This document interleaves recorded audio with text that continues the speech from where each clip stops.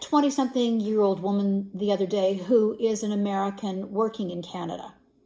She's here because her boyfriend is Canadian.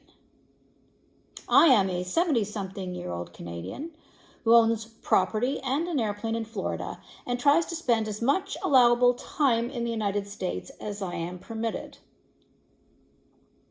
What do the two of us have in common? Well, we both fear crossing the border every time we need to move from one of our respective countries to the other. What is wrong with this picture? Thousands of so-called asylum seekers cross illegally into our two countries every day. They are given a warm welcome, shelter, food, English classes, and often transportation to wherever they'd like to go. And oh yeah, let's not forget health and dental care and an education for their children if they have any. None of them have ever contributed so much as a dime to our system, and yet the rest of us are on the hook for ensuring that they are comfortable. Now, let's examine the case of my new 20-something-year-old friend and myself.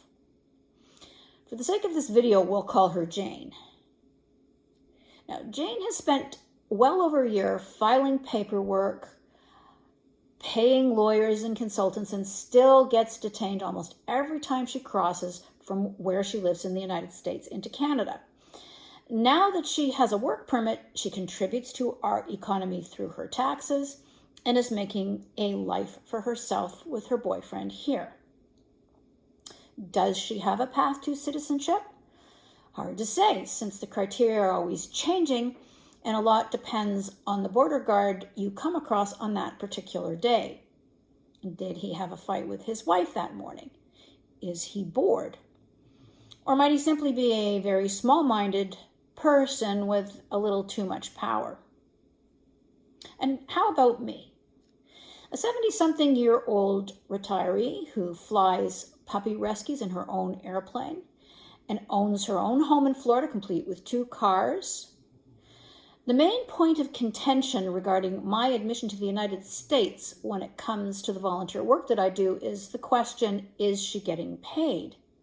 Despite all of the documentation and references that I bring with me, this is often the main concern. What about all the money that I add to the U.S. economy by virtue of my living expenses while there? Whose job have I stolen? What government handouts am I expecting?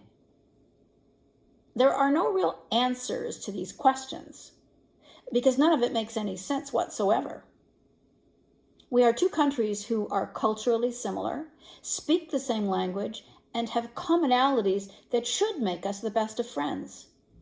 Instead, a day crossing the border is for her and I, and likely many others, a worrisome adventure or misadventure, depending on the way the stars align at that particular moment.